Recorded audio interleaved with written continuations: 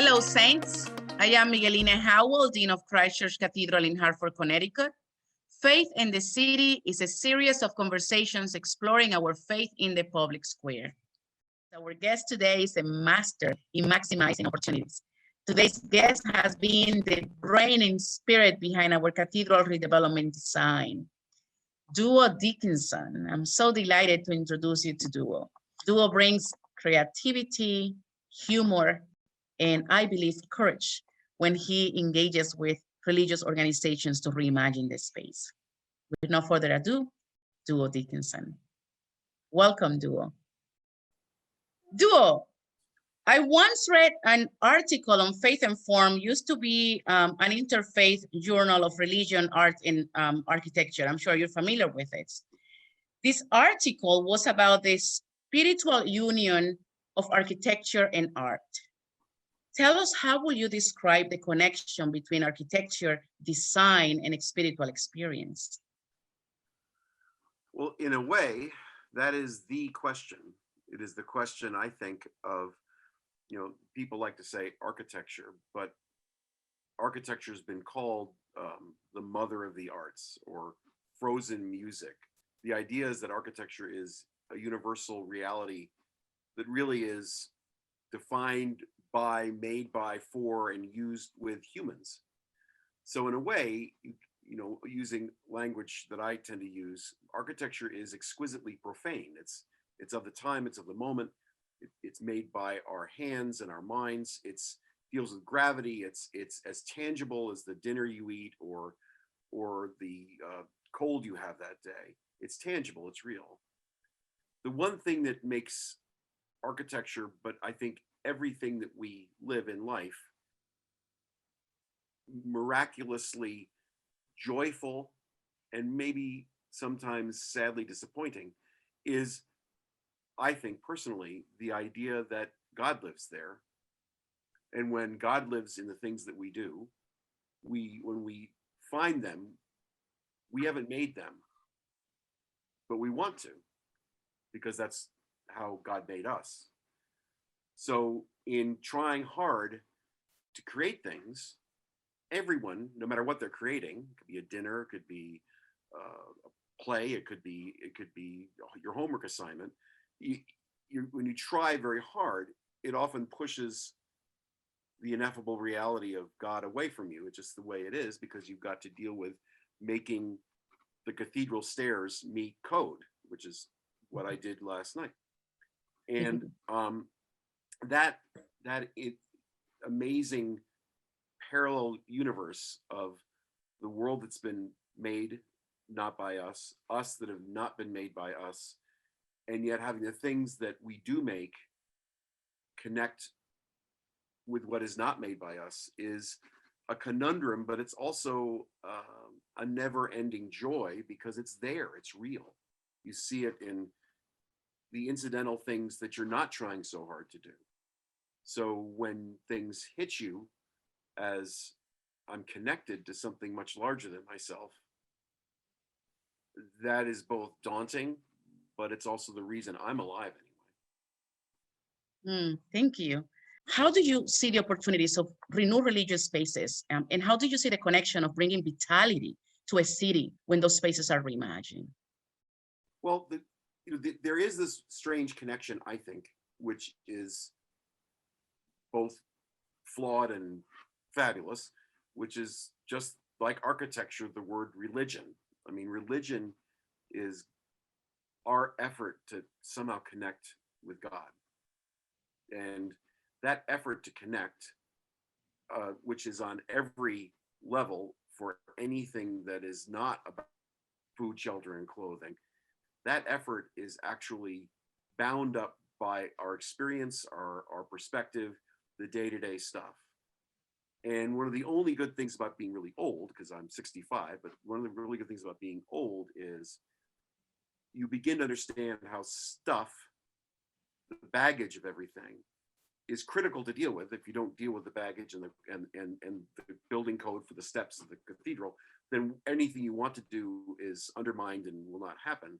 But at the same time, the perspective that God's given me is to know that every single person, no matter who they are, is me. There's literally zero difference between me and anyone.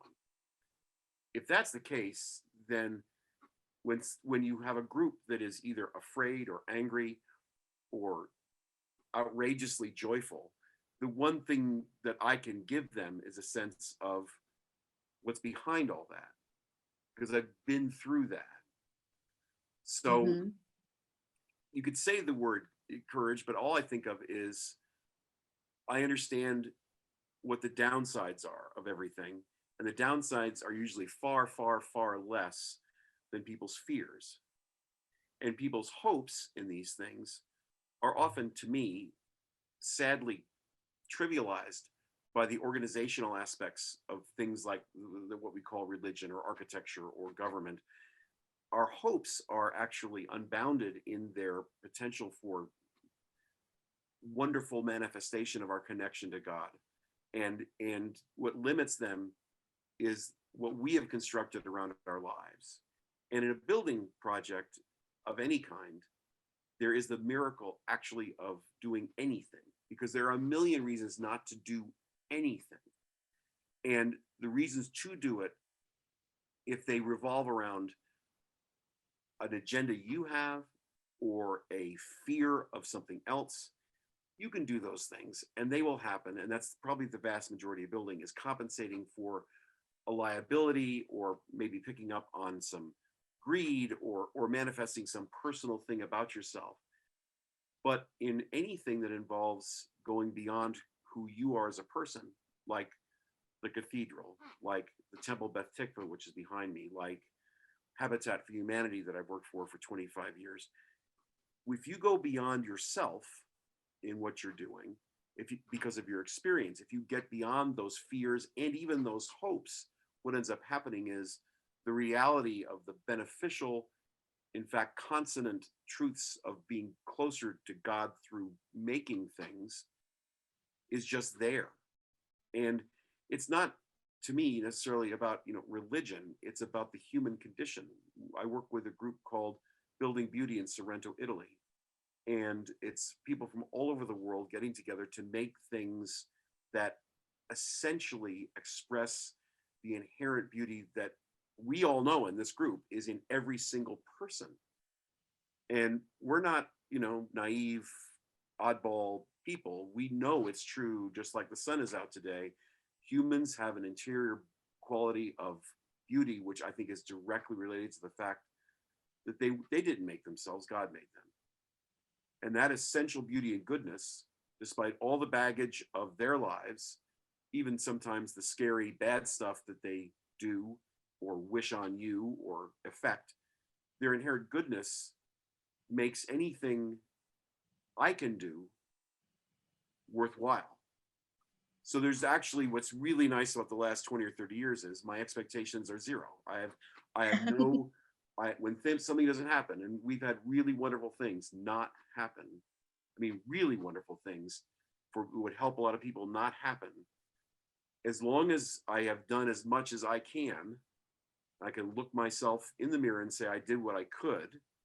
Mhm. There's really nothing more I can do. Now, that doesn't happen. I mean, to be honest, I don't know about you, but every day I fall short. Every day I could have done something more, or I wish I had done something else.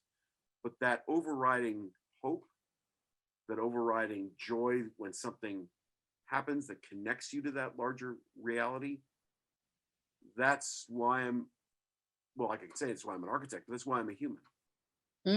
Thank you. And I do know that you have seen many things happening. And part of the things that you have seen happening is churches being transformed by the relationship or the renewed relationship with their buildings. One of the benefits of the past 18 months, I believe, is that the church from an institutional standpoint has recognized, or at least has been reminded, that the church is not the building. 100%. That we, the people, the humans, are the church. So you have seen that, and people have seen that clearly during this time of pandemic. You have been able to see in your work the evolution of people's relationship with their buildings. Yeah. I remember one time you came before we started the construction, when the designs were in the first stages, and you came with a model, tons of paper, and had conversations with people who are fearful, members of our cathedral congregations who had a lot of questions about what it would look like to not have pews, what it would look like to change the way in which we have done things. And you were there and you share your perspective and you answer questions with grace and patience. So I know that you have journeyed with communities in that transformation, in that evolution of the relationship with their buildings. What have been your takeaways in those processes when you have seen that transformation of seeing the building as the church to seeing the building as a resource for God's mission? What has been the joys? What have been the challenges? Well, honestly, and this is a fairly tough thing to say, is that the biggest joy is that in some ways I've been able to use what I've been given. Because I honestly don't believe Amen. I've actually achieved anything.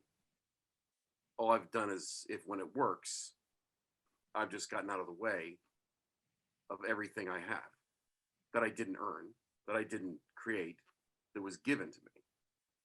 Amen. So if that's the basis, then anything that results on the better connection is worth it, to be honest. It's worth it.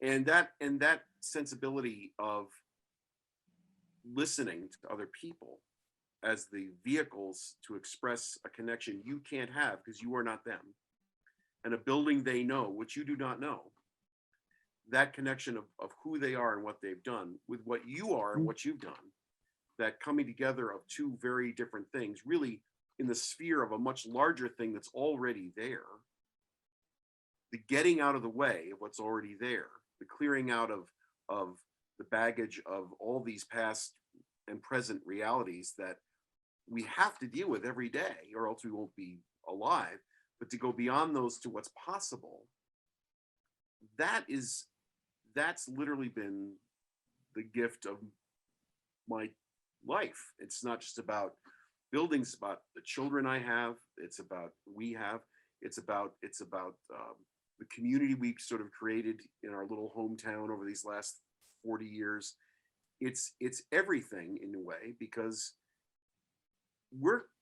humans are what we are, whether we're here or in Africa or somewhere else. We're just who we are, and the context that we're in, whether we want to build a church or whether we want to have a wonderful evening out, any of the things we want to do, if we're doing them really just for us, then what we're doing is we're saying we are more important than what made us, which to me is sophistry. It's kind of an oxymoron, but it's absolutely the default mechanism of everybody that I know, including myself. The idea that if you do something that works out really well, hey, I am the king of the world. And it's pretty hard to say, no, I just got out of the way. You are a vehicle, you're a channel of God's grace for others. So a good part of your work is done pro bono or at cost. What drives your generosity? I think it's to be honest, if I could do what I do for free, I would do it. So it's actually what drives my profit motive. So since I would do this for free, and I often do, the question is, how do I provide enough money that I and my wife can live, but also that the 6 or 8 people that work for me can live. So it's the other way around. In other words, if you think about doing something which is inherently sacrificial, and this is, and every architect will tell you this, that it's inherently sacrificial. If the motivation is, I'm going to have a new pool, or I'm going to be richer than my dad, or I can finally build the house I want. If it becomes outcome based, if your life is outcome based, then it ignores the fact that 90 to 95% of why we're here is motivation based. And the motivations of every human being to me are identical because we're all made not by us, who are all different, but in a much larger context. And so if I can channel the motivations of the people that I work for, when I do the work pro bono, what I do is say, there's a need, there's no money. I can help describe, facilitate, even manifest the need, and at the same time make it clear that at some point, if you have it, my office needs money. Now, if we start 30% of our work, and it's about 30% of our work starts out free because that's who I am, not for a human that is a Wall Street banker or something like that, but for a church or a camp or an art gallery, or right now we're doing WPKN Studios in Bridgeport, which is a completely volunteer organization. They had no money to pay any architect, period, end of story. And they do great work with hundreds and hundreds of volunteers, and they are zero overt spirituality or religion. They just manifest the human spirit in music and in intellectual content. And without me, they could have done every single thing they did, but it would be just less good. That's all. It's less good. So if I can get in there, and if on some projects I can say, it really would be good if I could have some money, because unless I do, I can't go on because I can't pay the people in my office or have dinner tonight. Absolutely. So of the 30% that kind of starts pro bono, only about a third of that ends up pro bono. And it does, and we do it all the time. But about 2/3, there's some money flowing into our office that allows us to do all the rest of it, along with the retail clients. And 70% of us are the retail of what we do is for people that know how much we charge, and they pay us, and we make a living doing that. And it's been that way for 37 years, 33 on my own, but as a partner for 3 or 4 years. So we've never missed a payroll. We've never laid anybody off because there wasn't any work. I always keep people working, even if there's no money coming in. And so often I don't get paid. But that's because the mission is not me. The mission is to channel what I've been given. So if the mission's larger than you, then payment is really not the issue. It's affording the mission. That's what it is. And the affording thing happens in that baggage world of how do you take care of business, literally, so you can do the stuff that enriches life beyond the business. And I've tried to bring that into the profession too. It's hard in architecture, but to tell architects that, you've been given something, and you not only been given something, you've been afflicted actually by the need to make things better. And it is an affliction. It's not like there's a cure for it. It's there whether you want it to be or not. So if you're afflicted with that, just like you're afflicted with being a dean, I know that. If you have this thing like, I have to do this whether I want to or not, well, then you can either go with it or you can resent it and feel betrayed by it. And a lot of architects, when they're rejected or their work doesn't get built or they don't get paid, they feel rejected, demeaned, and they actually feel like everybody else does in a job that doesn't work for them, that they feel that they have had their worth essentially dissed by people that don't understand their worth. So if your worth is based in this world, you're always going to be disappointed. There's no way you'll ever get beyond disappointment. If you know your worth is not based in this world, but in what has been made for you, then you feel, I'm an old football player. You feel angry and pissed and let's go. I don't want to lose this thing. I don't want to lose. I want to win. When you lose, and you lose a lot, you say, okay, where's the next thing? Let's go. Because the truth is, what has not worked out has not worked out. Probably sometimes because of what you did or didn't do, but almost always because, at least for me, I tried as hard as I could. It was inadequate, or the situation was wrong, and it's just done, and let's go. And that's not positive or anything. It's just that we only have so many minutes on the planet. So if I can do the most I can in the minutes that are here, that's a good thing. And when you say that when the mission is greater than yourself, I hear that you're recognizing your God-given gifts and your relationship with God, and that informs the way in which you manage your practice. I can see how your faith is informing the way in which you lead your staff and how you embrace the projects that come to your door. So talking about projects, our cathedral is undergoing renovation, as I shared in our introduction, and you are our architect. I firmly believe that this transformed space will allow us more flexibility for our worship experiences. It will enhance our ability to participate in God's mission through collaborations, and will also give us an opportunity to use our space as a resource to many in the city of Hartford. This project will impact the way we live our faith in this city that we love, and will become a true marketplace, what a cathedral should be. Now, I'm going to share 3 drawings, and I would like to invite you to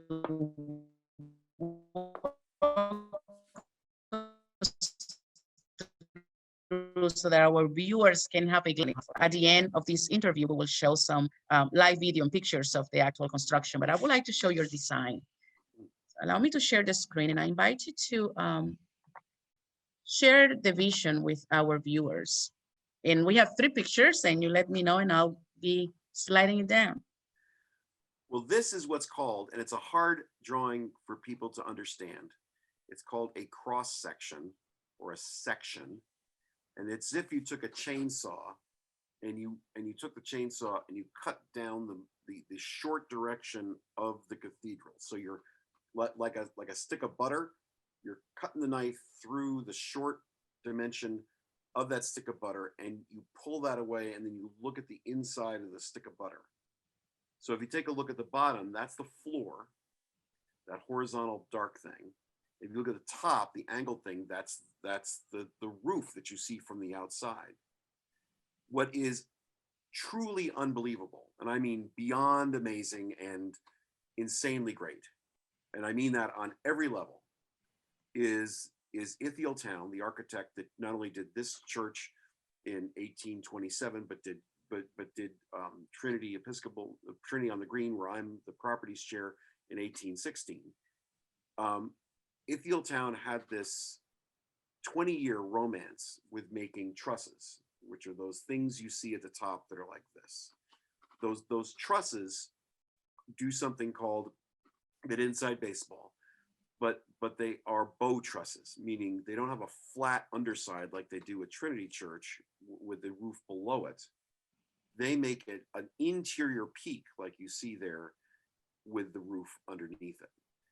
Now, when we did this, because we're just architects, we said, well, of course, those trusses are somehow attached. If you look at the left and right of the lower portion, the columns that go up to the ceiling, of course, you have these columns, they're going to help you support the roof. That's the way it would be built. And we were completely wrong. What that amazing bow tie that you see like this at the top, that just supports the roof all the way across, completely. An amazing structure, completely unseen. It's extraordinary. It's large timbers. So that amazing unseen human creation floats above the space you see down below, which has the central nave, which is a beautiful airbag of that looks at the surfaces that have been beautifully rendered in color, detail, ornament. And at the sides are the 2 what Episcopalians call galleries, which are also called balconies, which you could see at any movie house. And those things underneath them have got these side aisles and side seats that have got memoria on either side, like plaques and all the rest of it, and they're these smaller spaces. On the front, there are 2 more stairs facing the street. On the back is the incredible chapel that's there on one side, and on the other side is the entrance to the parish hall, which has we're putting a new ramp in there. So the real dance here, and this is true of every building, but really true of this building and others like it, is that the goal is not simply to make something that is different and new because we are different and new. It's to make something that hears and is literally in bed with and has its arms around all the dead people that have gone into this church for almost 200 years, and basically say, you are with us and we are moving forward just like you move forward.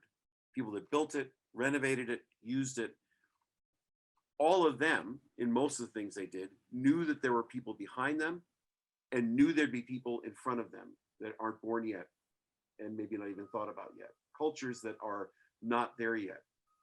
And what your leadership and Ian Douglas's leadership, the bishop, has actually done this miraculous thing that no architect can do, by the way, despite all of the hype that we have.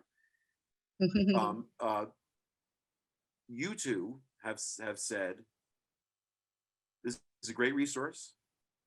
It's a great place. And it's right now not very useful.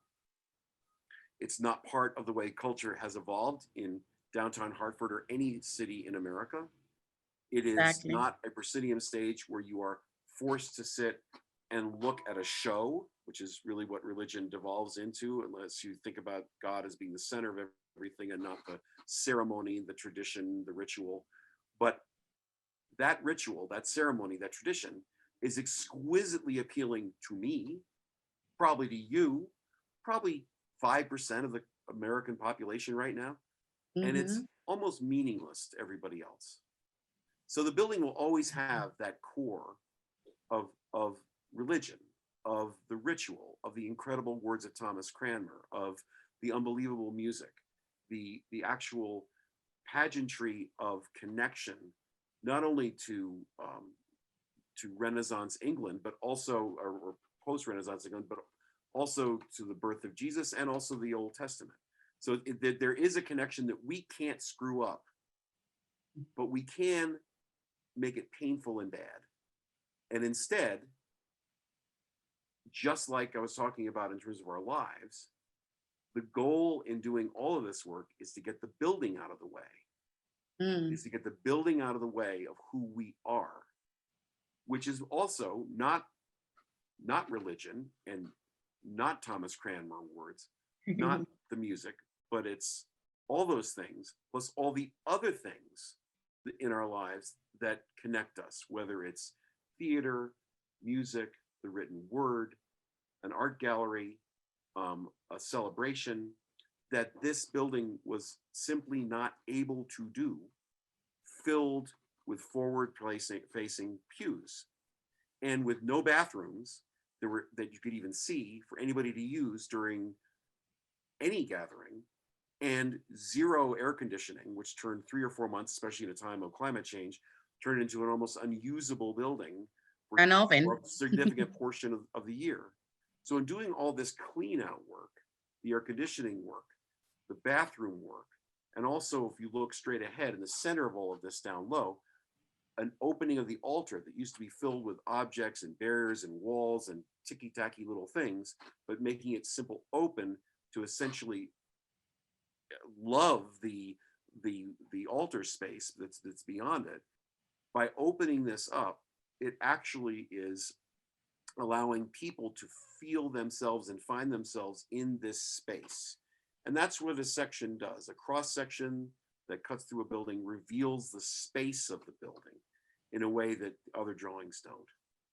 And I'm going to share the next picture. Just a comment that the stairs that you can see now in this design are across the front of the chancel. We initially had panels next to the lectern and the pulpit, and then just one set of stairs in the center. Now the stairs are across the chancel. And we'll go to the next, and the ramp for accessibility, which is really one of the greatest gift of this process. So this is a side view duo that shows. This is interesting. Now you have the stick of butter, right? So the Yes. first one is the stick of butter in the short direction. This is cutting the stick of butter in the long direction. So you cut the stick of butter, you flip it up, and this is looking at the gallery up that you see going across the middle. That wonderful dropped curved ceiling that you saw in that other section is the black top of the drawing you have here. But what this reveals is really something that makes my heart go pitter pat. And it's obviously there's a connection to Jesus and God and these deeply spiritual things that are almost universal and personal at the same instant. But architecturally, which is, you know, profane in that sense of being of us, by us, for us, what is exquisitely beautiful to me is that it would be one thing to simply clean out the pews, get that old stuff out of here, have a big bonfire, like get rid of it. That's the old, out with the old, in with the new. No, in everything we've done in this space, we have captured, cleansed, and reused the effects of 200 years of occupancy. Exactly. So as you take a look below the gallery, that wall that you see there, those are each and every pew end that was, we think, probably original to the building. The actual seats were not. We think those are the original pew ends for the building. And because we have an extraordinary millwork group doing this, we've been able to organize them in their bays by number. So that what you'll be able to do is to say, we used to sit at pew number 17. Now, we're not saving every single pew end, we're saving about 80 or 90% of them. You should be able to find a pew number that you recognize and go to it and see it, and it will be there forever. And we're doing these walls because if you take the pews away, where are you going to sit, right? You're not going to sit in a blanket on the floor. There are 300 chairs that have been, that are part of this, but there aren't 300 people there every day of the week. So that if we have 100 chairs out for people that are coming to a service or a lecture or something, there are going to be 200 chairs that are going to be stored. Well, if they're stored not on this floor, the moving of them becomes a horrendously difficult and problematic thing. If they Not could be practical. stored right on this floor, they would be incredibly ugly if they were set up against the walls. So these simple little boxes that are set actually they work out to be exactly at the level of the glass windows beyond them. So you'll see the glass windows all the way up from the center of the aisle, and what was the center aisle all the way up. Those pieces obscure things that you don't want to see during any performance. I'd like to move to the next picture, if you don't mind, and that's the front. There's a slight change in the design of the front ramp. Would you like to share what it will look like and what we're trying to do briefly before we conclude? Very simple. You know, if you're looking at the front of the church now, you remember that there's steps there now. And on the right, there's sort of a very simple concrete ramp that would take you up to the right side entry. Well, rather than say people that are differently abled, people that don't have easy mobility, have to go to the side entry, we say everybody comes through the front. Everybody uses that same sloped walkway because everybody comes here. There isn't us and them, it's us. It's all us.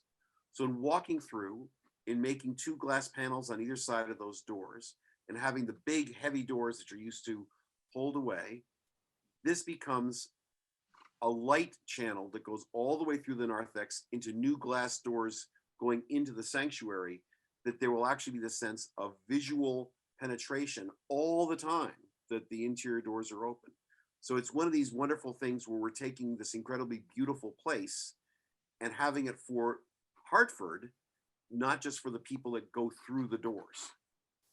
And that change, I think, is not only functionally fantastic, it's also messaging that the church is not us alone over here, and the city isn't them over there. Correct. It's all us. Exactly. Thank you, Duo. Thank you so much. I do believe that buildings somewhat embody our beliefs and do leave a legacy for generations to come. And it is my hope and my dream that the transformation of our space leaves a legacy of creativity and a legacy of collaboration and connectivity with the city where we are located. I also hope that that belief that we have that the church is a space for connections beyond our liturgical experience, that that's a belief and a legacy that will help us to encourage other communities to explore ways in which their buildings can speak a different story or can enhance their story. Thank you, Duo, so much for your time. Thank you for your creativity. Thank you for the contributions that you so generously share with us at Christ Church Cathedral, in the Episcopal Church in Connecticut, and in so many other places where your presence is known. Any final comments to our viewers before we conclude? Well, just first of all, just gratitude for you and Ian and all the members of the cathedral, because the truth is that it's only your energy that allows it to be channeled. So I thank you for the opportunity to just be the vessel of your hopes. And I can't wait until we can actually show it to the world, because it's going to be amazing. Amen. And I agree. Thank you so much once again. And to our viewers, God bless you. Have a wonderful, wonderful time this summer. Stay blessed.